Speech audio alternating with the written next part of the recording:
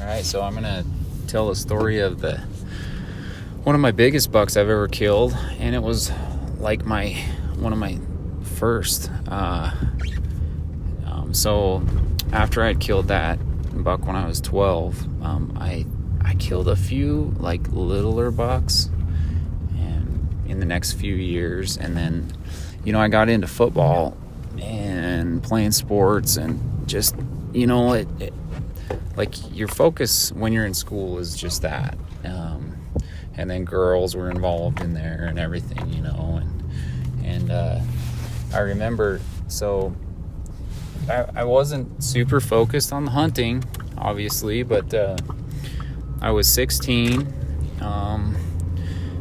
and I remember my dad had mentioned one night, he said, Matt, we drew this amazing hunt over there on the southeast or southwest side of the state. And I was like, oh yeah, that's awesome. I'm into it. I'm into hunting and stuff. But at that point I'm thinking, oh, how long is this going to be? Am I going to be able to make it? Because I got practice starting in August, and this hunt started the 15th of August, and it was a rifle hunt. And looking back on that, I just kind of was oblivious to what I had, and I'm grateful for Dad to keep putting me in on those kind of things, and kind of helping me, encouraging me to keep going. And anyway, so we after talking about it and talking about the schedules and stuff and whatever, we put a plan together, and this hunt is a top-notch hunt, at least at that state during just during that time. It was a top-notch Idaho hunt, because you're hunting high country bucks in these big salad garden bowls. There's two major mountains in the unit, and you can have, it's fairly easy access. One has like a ski resort on it, and the other one is just decent access, nothing too hard. But yeah, so we put a plan together. I am able to take off a few days of practice, and during the summertime, actually, we went down to this unit to scout, and what a great time that was. I remember one of the most impactful things was just breaking away from school. Like, that was such a cool thing to do, and I kind of fought it the first day, because I had a girlfriend, and I had my friends, and at that point when you're a teenager, you just kind of you love your parents and everything, but you're trying to find yourself. And anyways, it was super cool looking back on it that Dad had the patience to make it happen. But we were down on this scouting trip, and I remember we pulled up, and it was a just beautiful July night, and we're like, well, let's just throw the sleeping bags in the back of the truck, and we slept under the stars. And what a cool time, cool bonding experience. And the one cool thing I remember about that was it was a full moon, and about 4 a.m. Dad shook me and said, Matt, wake up. And he said, I hear something out there. So we peeked over the edge of the truck bed, and there was some deer right there where we were parked, and I think it was a buck. I can't remember, but anyways, we knew at that point that we were going to get into a lot of deer, and we did, and we saw lots of good bucks during that scouting trip. But we ended up going back a couple days before the opener and set up a camp. We had multiple places to check out. I remember we put on a lot of miles on the horses. We also had a four-wheeler in there, and it was cool because from the one mountain you could see the other, and vice versa. So you go over, you could kind of check each mountain out, and then we So we kind of had camp, but we also were staying with one of our good friends' parents, and he had kind of a little hotel thing down there in the local city, and so we kind of stayed there for a few nights, and it was really cool. He's such a cool guy, and I remember every night when we got back from hunting, he'd be slicing up tomatoes and cooking steaks for us, and every single night we sat there and listened to his stories and talked to him, and that was a really cool experience too. But yeah, so kind of just, there's so many details of this, but getting back to just the hunt itself of this buck. We knew there were some whopper bucks in that unit, and I at that point was not aware really what a big buck was. I'd never killed like a big buck, and anyways, he was holding out, and I kind of was getting that same bug to hold out for a real nice one, and the same buddy that we were staying at his dad's came down because he knew that unit really well, and we ended up going up this little canyon and camping at the truck, and the next night we went up on the ridge, and I remember, so we rode the horses up to the ridge, and we stayed the night, and maybe this was before that friend got there, but we stayed the night, and it was so windy on that ridge. We just laid out under the stars again, but it was so windy that we had to place the pack boxes on the one side of the ridge, like to be a wind block, because it was so windy. I couldn't even sleep at all, but we were laying out under the stars. It was great, and we saw quite a few bucks, and actually we saw a great buck in there. So I guess a few days later, that's when the friend came, and we kind of set up the truck camp. We knew that big buck was in there, or there was some big bucks in there, and anyways, we headed up on the hill that early one morning. We were hiking, and got up, kind of looking up towards the top of this big mountain, and there was like this kind of scrub brush on this big open hillside, and there were some trees on the timber draw on the left with a bunch of timber, and we kind of figured that they were going to come out of there because we had seen them earlier. And sure enough, like right as soon as the light started and sun started peeking over the top of that little hill, those bucks started moving towards their bedding area was across that opening. And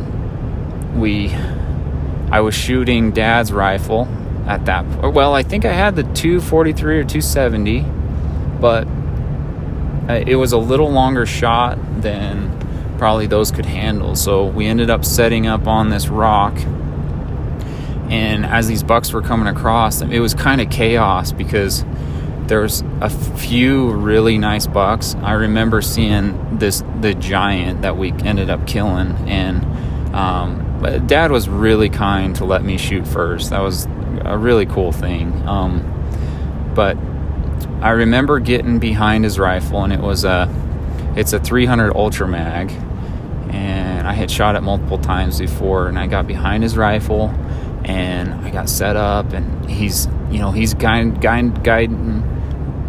let me know which buck is which, and I just remember looking in the scope really for the first time at 12 power at that giant rack with this big hook cheater on it, and oh my gosh, what a rush. And I had buck fever so bad,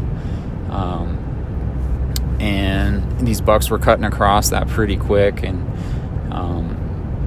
anyways, so Dad said he's the one in the back, and so I looked at him, and sure enough he was, and I was just following him in the scope the whole time, and I don't know what happened, but that buck actually ended up passing the other bucks, or a couple. And Dad, maybe he must have dropped his binos for a second, but he said, "Go ahead and shoot, go ahead and shoot," and looked up, said, "It's the one in the back," and I shot, and when I shot, the one in the middle dropped, and he just was sick. Like, he's, "Matt, you shot the wrong one. You shot the wrong one." And I said, no, I didn't. I was following it, and we had a little bit of a moment, just like, he was really disappointed, and I was kind of second guessing, like, maybe there was a bigger one or whatever, but I know for sure that I killed that buck.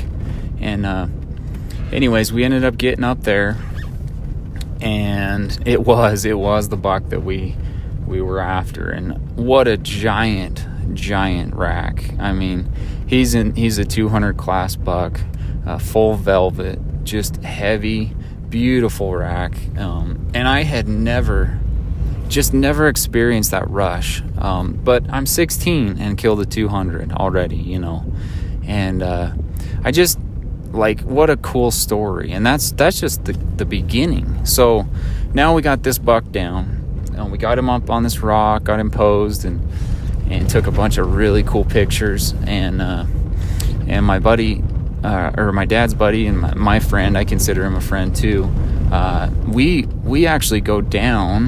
Dad is caping and kind of taking a little bit of care of the buck, and I ended up having to gut it, but he was cutting it up. But we were walking back down to the truck, which was a couple miles, and to get the horses. We got down there, got them saddled, and on our way back up, about halfway up, I'm riding behind Rick is his name, and Rick was leading one of our pack horses with he was riding one of our other horses, and the horse kind of freaked out and stumbled around and fell down, and right there in front of me, Rick busted his leg. And I mean, I could see that it was just shattered. I mean, there was, like, his foot was in a different position, and it was just really bad. And I mean, I was the only one there. Dad was a mile up on the ridge, and Rick, I remember he's an EMT, and he knew what he was doing, and he was very calm, and he said, "Matt, give me as much water as I can have. I'm going to be here for a long, long time."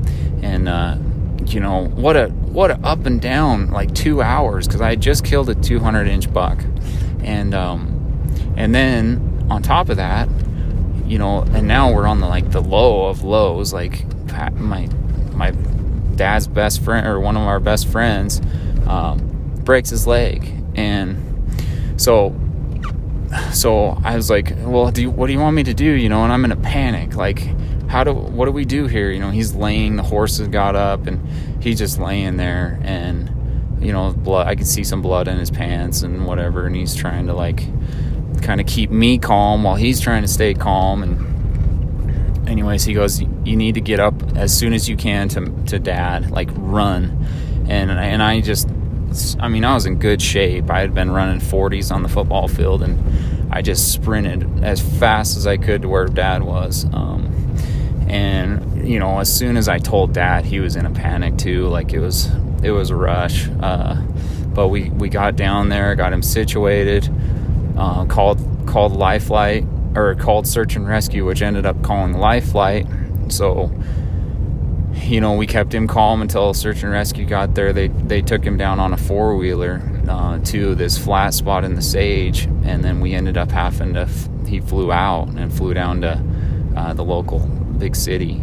And I mean, after that chopper took off and, like, flew over the mountain, I was just, I mean, this was an adventure. Like, holy smokes, this is a serious adventure.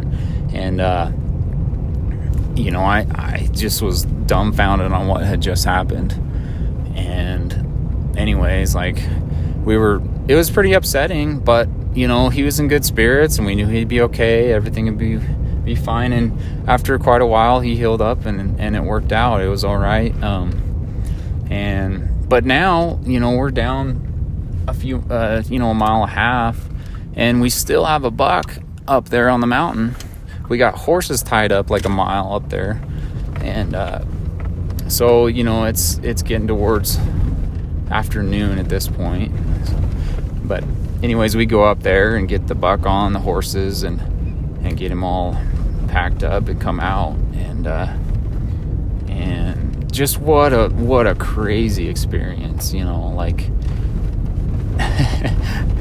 that was a day to remember, I'll tell you that. But that's my first big buck. And after that, I'll tell you what, football and girls and all that, important, but hunting was right there at that same level. I mean, I was hooked, and it was I kind of experienced that same thing that my dad was kind of telling me about. He's like, you just keep doing it, and it'll hook you, and you're gonna love it. And anyways, so that's the buck.